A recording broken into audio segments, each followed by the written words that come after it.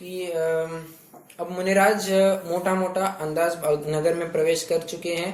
वे एक अनुमान लगा रहे हैं कि श्रावक का घर कौन सा होगा। ठीक है, कोई शूद्र के घर में ना हम चले जाए, कहीं किसी भंगी चमार के घर में ना चले जाए। ये सब बातों का थोड़ा अनुमान लगाएंगे और ऊपरी तौर पर परीक्षा करते जाएंगे कि कहाँ अभी रसोई बन चुकी होगी, कौन सा सच्चा श्रावक होगा, ये सब विचारेंगे। और फिर जो उन्हें यथोचित घर लगता है कि हाँ यहाँ सब हो गया होगा, तो फिर वे उस घर के आंगन में 3-4 तक जाएंगे। श्रावक ने उतने में ही उन्हें देख लिया तो फिर वो नवदा भक्ति के लिए आ जाता है। ठीक है, इतने में फिर ये भी ध्यान रखना है कि वो श्रावक मुनिराज की परीक्षा दे करेगा कि बराबर से इनके 28 मूल गुण तो है ना, कहीं ये ढोंगी तो नहीं, कोई बस मुनि वेश धारण करके कोई नंगे बदन तो नहीं घूम रहा है। सच्चे मुनिपने की कसौटी भी वो कसेगा। ओके, ये नहीं समझना कि बिना परीक्षा किए बस कोई भी आ गया उसको दान देना चालू कर दिया। या मुनिराज के भी केस में ऐसा नहीं होगा कि बिना परीक्षा किए वे सीधे ही श्रावक के घर में घुस गए। ऐसा बिल्कुल नहीं होगा। पहले अच्छे से परीक्षा होगी मुनिराज की।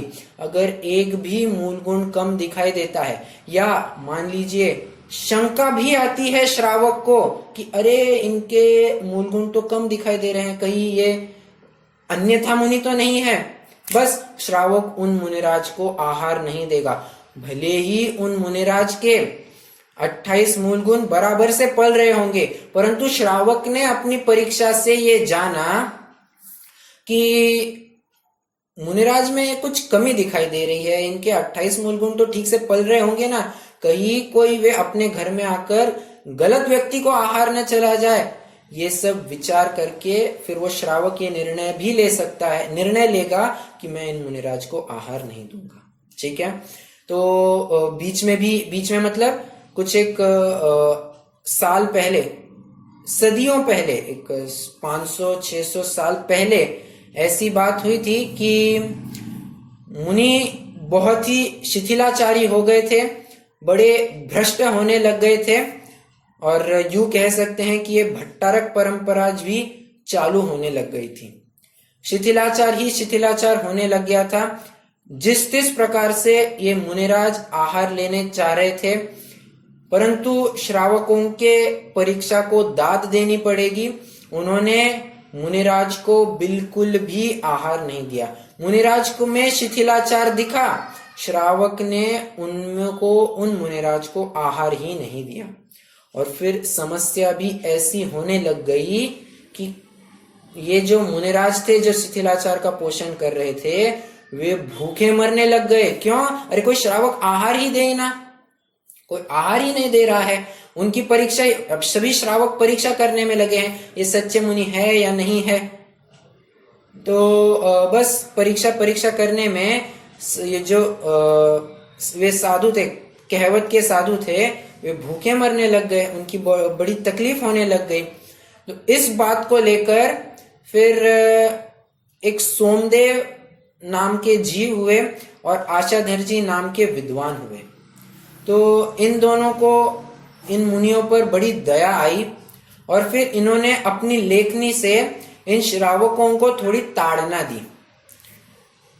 अब ये समझना कि इन्होंने जो तर्क पेश किए हैं ये तर्क नहीं, ये कुतर्क है। कैसे, ये बराबर से अपन सिद्ध करेंगे। हम थोड़ा सा पहले उनके क्या कुतर्क है इनको थोड़ा सा जानेंगे। मैं छंद पढ़ता हूं। देखिए, ये सोमदेव सूरी नाम के जीव हुए हैं। उन्होंने अपने ग्रंथ उपासक अध्ययन में एक श्लोक लिखा है, भुक्ति मात्र प्रदाने तो का परीक्षा तपस्विनाम ते संत संत्व संतो वा गृही दाने न शुध्यति। फिर से, भुक्ति मात्र प्रदाने तो, भुक्ति मतलब भोजन, मात्र मतलब सिर्फ, प्रदाने तो मतलब देने से। क्या कह रहे हैं? भोजन मात्र देने से भोजन मात्र देने के लिए का परीक्षा तपस्विनाम, भोजन देने के लिए तुम तपस्वियों की क्यों परीक्षा करते हो। ते संत संत्व संतो वा ग्रही दानेन शुद्धति, फिर श्रावक को ये विचार नहीं करना चाहिए मैं संत को दे रहा हूं या असंत को दे रहा हूं, उसे तो बस दान देने का काम करना है, वो तो दान देने के काम से ही शुद्ध होता है। ग्रही दानेन शुद्धति, ठीक है। अभी बात ऐसी हो गई कि काल के ओघ में इसी छंद का छल ग्रहण करके आज जितने भी मुनि या मुनि के सहयोगी सहचारी है वे भी इसी छंद का छल ग्रहण करने लग गए हैं और कहते हैं कि मुनि श्रावकों को तो परीक्षा बिल्कुल ही नहीं करनी चाहिए, श्रावकों को परीक्षा बिल्कुल ही नहीं करनी चाहिए, वे तो बस आहार देने का काम करेंगे, वे बिल्कुल भी मुनिराज की मीन में नहीं निकालेंगे ये मुनिराज ऐसे है, ये मुनिराज वैसे है, इनका आचरण सही है, इनका आचरण गलत है, श्रावक को इनसे क्या लेन देन, तो ऐसा वे कुतर्क प्रस्तुत करते हैं। परंतु ये जो शिथिलाचार का पोषण करते हैं, ये जो छल ग्रहण करते हैं इस छंद का आधार लेकर, ये छंद स्वयं ही शिथिलाचार पोषक है। क्यों, किस प्रकार से, अरे ये जो लेखक है ये सोमदेव सूरी, ये कोई दिगंबर जैन संत नहीं थे।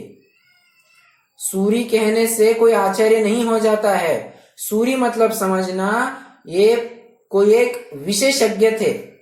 जैसे कहते हैं ना जैनाचार्य या न्यायाचार्य, आचार्य कहा मतलब कोई आचार्य हो गए क्या, वो उस पर्टिकुलर फील्ड में विशेषज्ञ, उसी प्रकार ये सोमदेव सूरी मतलब एक विशेषज्ञ थे।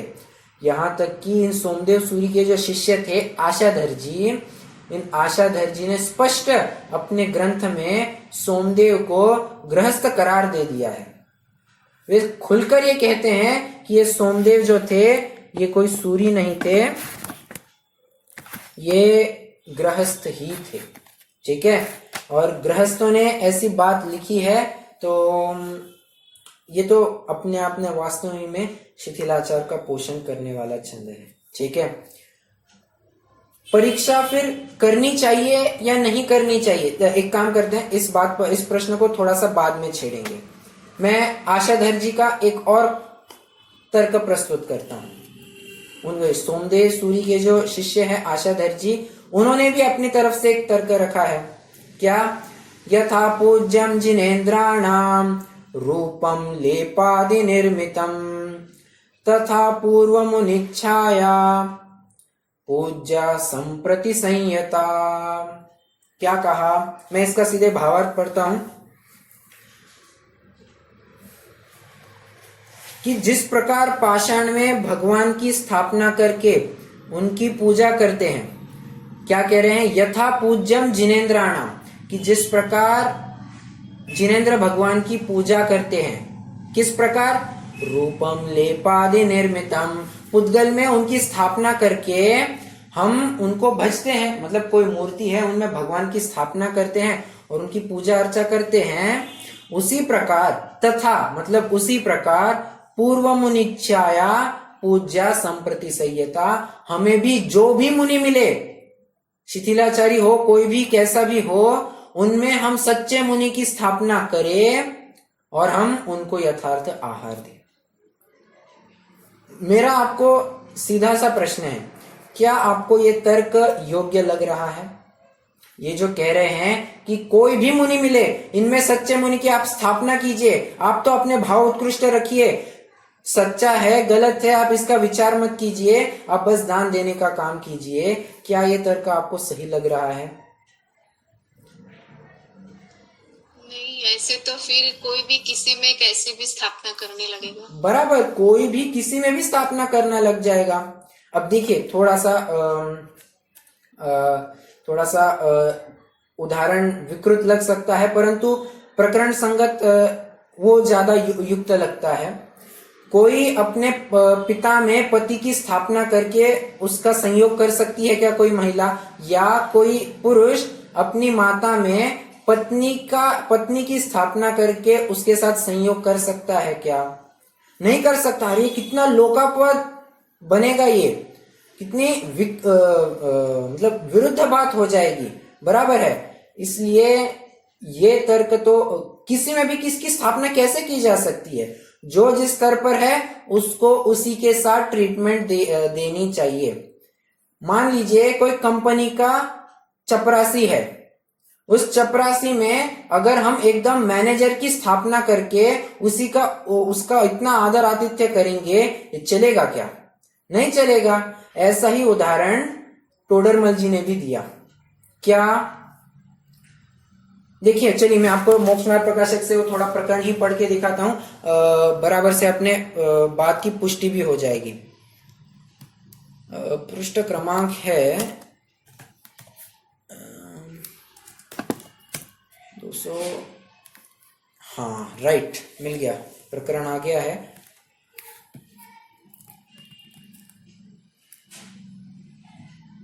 देखिए पृष्ठ क्रमांक 185 185 पर एकदम अंतिम 2 पंक्तियां है, वहां से मैं पढ़ना शुरू कर रहा हूं। एक मिनट, मैं स्क्रीन भी शेयर करूं तो आपको भी दिखेगा। ये लगभग सेम टू सेम प्रकरण यहां पर आया है। पंडित जी साहब ये तर्क रख रहे हैं कि कोई राजा की स्थापना किसी गरीब व्यक्ति में करे और उसी को राजा मानने लग जाए तो क्या ये सही बनेगा? नहीं, ये तो दंड का पात्र होगा। उसी प्रकार खोटे मुनियों में सच्चे मुनि की स्थापना कैसे की जा सकती है? नहीं की जा सकती, बराबर। इसलिए फिर वे तर्क रखते हैं। देखिए मैं पढ़ता हूं। यहां कोई कहे ऐसे गुरु तो वर्तमान में यहां नहीं है, इसलिए जिस प्रकार अरहंत की स्थापना प्रतिमा है उसी प्रकार गुरुओं की स्थापना यह वेशधारी है। ये आ रहा है क्या बराबर? प्रकरण मैच कर रहा है। देखिए उत्तर क्या दे रहे हैं। जिस प्रकार राजा की स्थापना चित्रादि द्वारा करे तो वह राजा का प्रतिपक्षी नहीं है, और कोई सामान्य मनुष्य अपने को राजा मनाए तो राजा का प्रतिपक्षी होता है। उसी प्रकार अरहंतादि की पाषाण आदि में स्थापना बनाए तो उनका प्रतिपक्षी नहीं है, और कोई सामान्य मनुष्य अपने को मुनि बनाए तो वह मुनियों का प्रतिपक्षी हुआ। इस प्रकार भी स्थापना होती हो तो अपने को अरहंत भी मनाओ। कह रहे हैं ऐसी स्थापना अगर किसी में भी करने लग जाओगे तो स्वयं को अरहंत भी मानने में क्या दिक्कत है, बराबर है। और यदि उनकी स्थापना है तो बाह्य में तो वैसा ही होना चाहिए, परंतु वे निर्ग्रंथ, यह बहुत परिग्रह के धारी, यह कैसे बनता है? अब यहाँ बहुत परिग्रह के धारी मतलब यहाँ शिथिलाचारी, ये बराबर से यथोचित पालन करने वाले चरणानियोग का ये शिथिलाचारी, ये कैसे तालमेल तो भी बनेगा क्या? नहीं बनेगा। ठीक है, देखिए मूल में तो बात यह है कि पुद्गलों में किसी वस्तु की, चेतन वस्तु की स्थापना, चेतन वस्तु की क्या कहे, परंतु पुद्गल में तो स्थापना की जा सकती है, परंतु किसी एक जीव में दूसरे जीव की स्थापना नहीं की जा सकती। क्या कहा? पुद्गलों में तो हम देखिए, हम मूर्ति देखते हैं भगवान की, वो क्या है? पुद्गल है, परंतु हमने पुद्गल में किसी की भगवान की स्थापना की है, ना कि किसी एक जीवंत व्यक्ति को वहां खड़ा किया है और फिर उसमें भगवान की स्थापना करके उसकी पूजा अर्चा करने लगे हैं। उसी प्रकार मुनियों की स्थापना किसी अन्य मुनि में नहीं हो सकती है। सच्चे मुनि की स्थापना होनी होगी तो सच्चे मुनि का ही स्वरूप जानकर होना चाहिए। स्थापना तो वैसे हो ही नहीं सकती है। मतलब मैं ये कहना चाह रहा हूं कि जैसे सच्चे मुनि हैं उनकी स्थापना अन्य में करके उनको पूजा भजा नहीं जा सकता है। ठीक है, ये बड़े इन्हीं छंदों को आधार बना बना के आज शिथिलाचार का खूब पोषण करने जाने लगा है, तो इन सब बातों से थोड़ा बचकर रहना पड़ेगा। और फिर अब उस प्रश्न पर आते हैं कि श्रावक को परीक्षा करनी चाहिए या नहीं चाहिए। सीधा सरल उत्तर है, परीक्षा करनी ही चाहिए। अगर श्रावक बिना परीक्षा किए मुनिराज को आहार देता है तो वो योग्य नहीं रहेगा। उसके सम्यक्त्व के अमूढ़ दृष्टि अंग का पालन नहीं बनेगा। अमूढ़ दृष्टि अंग क्या कहता है?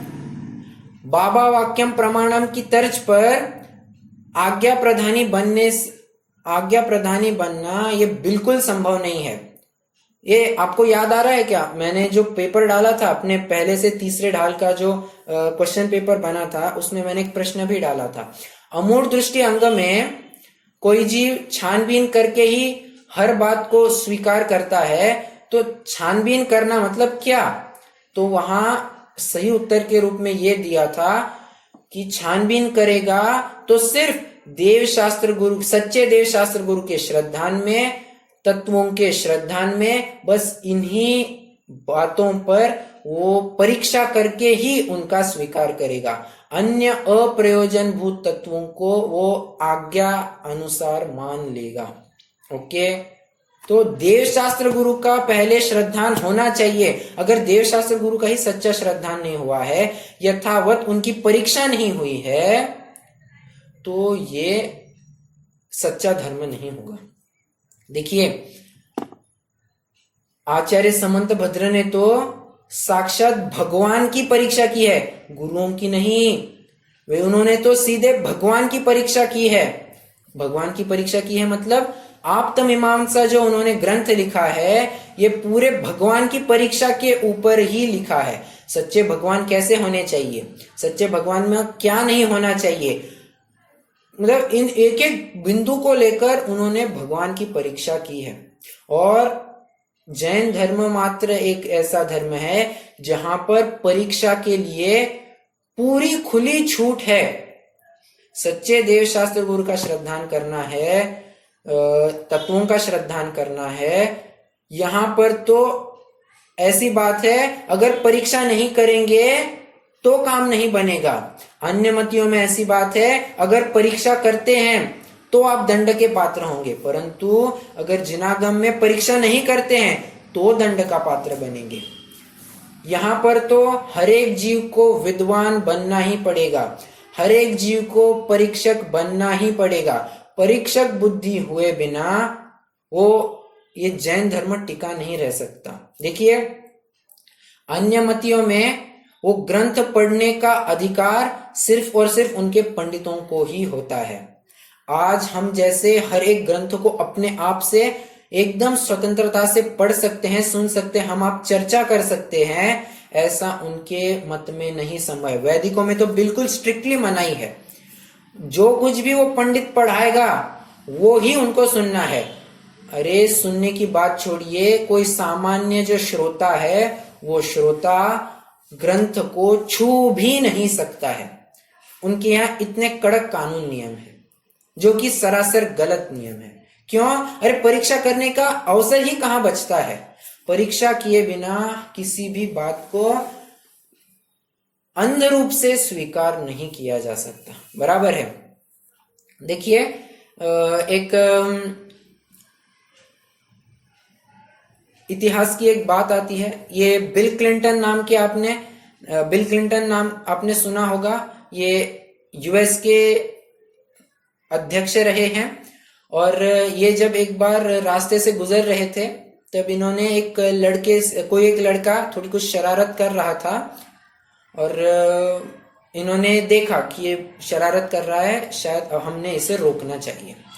तो वे गाड़ी से उतरे और कहा, ए बच्चे तुम क्या कर रहे हो, ये अनाप शनाप बातें क्यों कर रहे हो, ये सब छोड़ दो। उस बच्चे ने पूछा, आप कौन होते हो मुझे रोकने वाले। देखिए, उस बच्चे ने प्रेसिडेंट को पूछा है, आप होते कौन हो मुझे पूछने वाले, रोकने वाले। तो उन्होंने कहा, मैं इस देश का प्रेसिडेंट हूं। मालूम है उस लड़के ने क्या प्रश्न पूछा, क्या सबूत कि आप इस देश के अध्यक्ष हैं। देखिए, एक छोटा सा छोकरा जिसकी दाढ़ी मूंछ भी नहीं आई है, वो एक अध्यक्ष की परीक्षा कर रहा है। और फिर आपको जानकर आश्चर्य होगा, बिल क्लिंटन को अपना आइडेंटिटी प्रूफ दिखाना पड़ा कि देखो मैं प्रेसिडेंट हूं, तब जाकर उस लड़के को तसल्ली हुई। इस बात का उन अध्यक्ष को बड़ा संतोष रहा और बड़ी खुशी हुई। उन्होंने एक बार जाहिर सभा में ये ऐसा कह दिया, ये घटना सभी के साथ साझा की और कहा कि जब तक मेरे देश में ऐसे एक एक परीक्षा प्रधानी लोग होंगे, मैं समझता हूं मेरे देश को कभी भी कोई धोखा नहीं दे सकता, इसके साथ कोई छल दंभ नहीं कर सकता है। उसी प्रकार जब तक इस जैन धर्म में परीक्षा प्रधानी श्रावक होंगे, तब तक ये जैन धर्म सुरक्षित बना रहेगा। अगर श्रावक ही शिथिलाचारी है तो मुनि सुदृढ़ बने रहे, ये हम अपेक्षा ही नहीं कर सकते हैं, क्योंकि श्रावका धर्म हेतवः, श्रावक धर्म ये मुनि धर्म का आधार होता है। ठीक है। और जब जब भी मुनियों में शिथिलता आई है, हम प्रायः देख सकते हैं कि श्रावकों में भी शिथिलता आई है। ये कोई फेमस केस है क्या? अरे है ना, जब ये श्वेतांबर मत चालू हुआ था, तब स्वयं वे श्रावक शिथिलाचारी हुए थे और उन्होंने मुनियों को खूब उकसाया, उनमें भी शिथिलाचार लाया। तो श्रावक ही अगर शिथिलाचारी है, परीक्षा प्रधानी नहीं है, तो मुनि धर्म सही से पलेगा, ये हम किस बेसिस पर कह सकते हैं? बराबर है। इसलिए परीक्षा करके ही हर किसी मुनि को स्वीकार करना चाहिए। एक प्रथमानुयोग की घटना भी आती है कि जिसमें चौमासा लगा था और कोई एक मुनि संघ नगर के बाहर जो जंगल था उसमें आकर बस चुका था। एक दिन कोई दो मुनिराज आहार के लिए आए और जो श्रावक था, अब वो विचार रहा है कि अरे ये दो जो मुनिराज आए हैं, ये तो अभी जो बाहर संघ विराजमान है उस संघ के तो ये मुनिराज नहीं दिखाई दे रहे हैं, और ये चौमासे का काल है, अगर ये इस संघ के नहीं है तो अवश्य ही इन्होंने गमन करके ये आए होंगे, जबकि चौमासे में तो गमन का निषेध होता है, मुनिराज को बिल्कुल भी गमन नहीं करना होता है। तो ये गमन कैसे कर गए?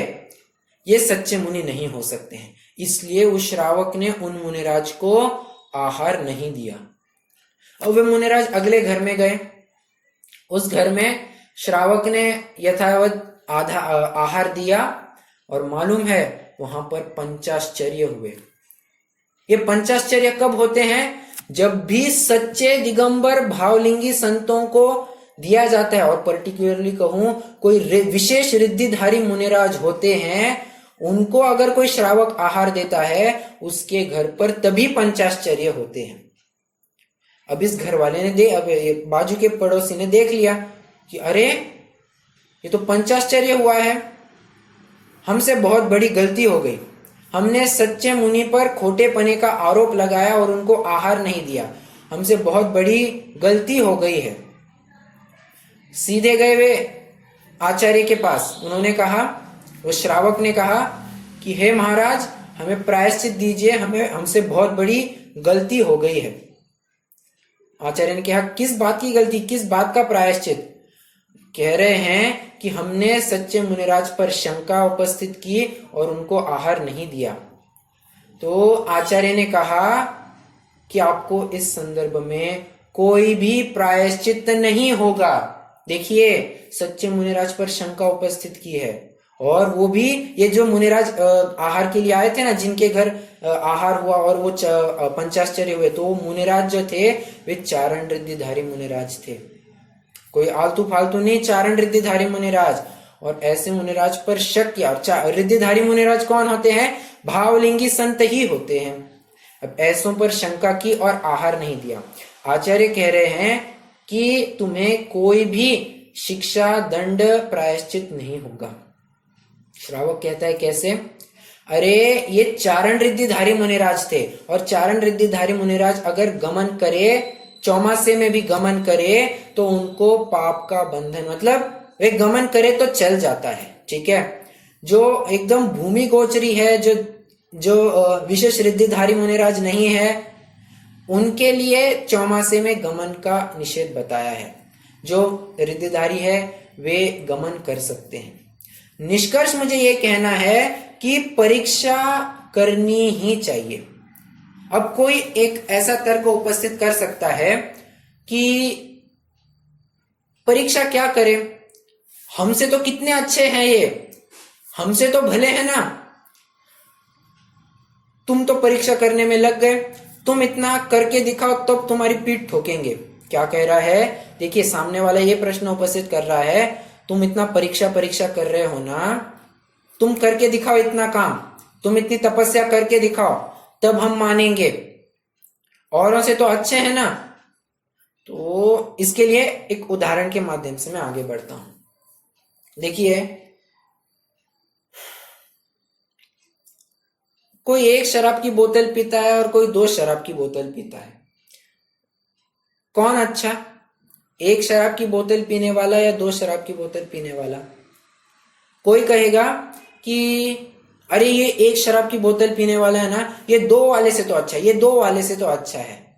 अरे परंतु हमारी वो कसौटी है ही नहीं, हमारी तो ये कसौटी है कि शराब ही ना पिए, उसको अरे स्पर्श तक ना, अरे स्पर्श क्या, विचार भी ना आए, हमारी तो ये कसौटी है। तुम तो पीने के ऊपर से उसकी उत्कृष्टता महंतता सिद्ध कर रहे हो, ये कैसी बात संभव है? हमारे से अच्छे हैं, ये तर्क बिल्कुल भी नाजायज तर्क है। ठीक है, और देखिए, पंडित जी साहब ने, पंडित टोडरमल जी ने इस संदर्भ में एक और तर्क प्रस्तुत किया। कोई कहे कि अभी तो मुनि भी, एक मिनट, हाँ, यहां पर ही शायद कहीं प्रकरण है,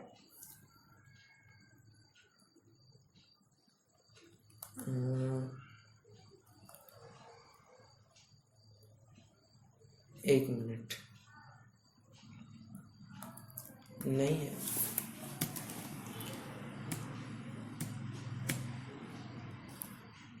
हाँ, आगे प्रकरण देखिए। ये जो प्रकरण है ना, तो पहले मैं आपको थोड़ा संक्षेप में बता दूं। तो ये कह रहे हैं कि औरों से तो भले हैं, औरों से तो भले हैं। अरे औरों से भले हैं, ये तर्क ही कहां से लाया? सच्चे मुनि नहीं है तो चाहे किसी को भी सच्चे मुनि को स्वीकार करने लग जाओगे क्या? मान लीजिए शराब पीने वाले, अभी शराब नहीं पीने वाले अब रहे ही नहीं, तो क्या एक शराब की बोतल पीने वाले को आदर्श मानोगे? तो कभी काल ऐसा भी आएगा कि जो एक शराब की बोतल पीने वाले वो रहे ही नहीं, तो फिर 2 शराब की बोतल पीने वालों को आदर्श मानना पड़ेगा। तो ऐसे करते करते जो शराब में आकंठ डूबा है उसी को आदर्श मान लेना पड़ेगा। तो क्या ऐसा संभव है? बिल्कुल संभव नहीं है। तो सच्चे मुनि की तुलना शिथिलाचारी मुनि से बिल्कुल नहीं हो सकती है।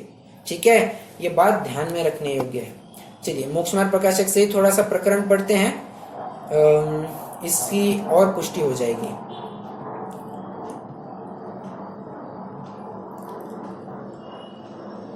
देखिए, कह रहे, देखिए पृष्ठ क्रमांक है ये 184 का लास्ट पैराग्राफ। फिर वह कहता है, जैन शास्त्रों में वर्तमान में केवली का तो अभाव कहा, मुनियों का तो अभाव नहीं कहा है। उत्तर, ऐसा तो कहा नहीं है कि इन देशों में सद्भाव होगा, परंतु भरत क्षेत्र में कहते हैं, सो भरत क्षेत्र तो बहुत बड़ा है, कहीं सद्भाव होगा, इसलिए अभाव नहीं कहा है। यदि तुम रहते हो उसी क्षेत्र में सद्भाव मानोगे, तो जहां ऐसे भी गुरु नहीं मिलेंगे वहां जाओगे, तब किसको गुरु मानोगे? जिस प्रकार हंसों का सद्भाव वर्तमान में कहा है, परंतु हंस दिखाई नहीं देते, तो और पक्षियों को तो हंस नहीं माना जा सकता। उसी प्रकार वर्तमान में मुनियों का सद्भाव कहा है, परंतु मुनि नहीं दिखाई देते, तो औरों को तो मुनि माना नहीं जा सकता है। देखिए क्या क्या उदाहरण दे रहे हैं। ग्रंथों में हंस ये कोई एक विशिष्ट पक्षी है और एक थोड़ा सा नोबल पक्षी माना जाता है, एक स्टैंडर्ड पक्षी कह सकते हैं। तो उसके मतलब वो होता है, ऐसा उल्लेख आया है। परंतु आज अगर हम कहीं देखेंगे तो हंस तो दिखाई नहीं देते हैं। हंस की ये विशेषता होती है कि वो दूध और पानी को अलग अलग करके उनका सेवन करता है।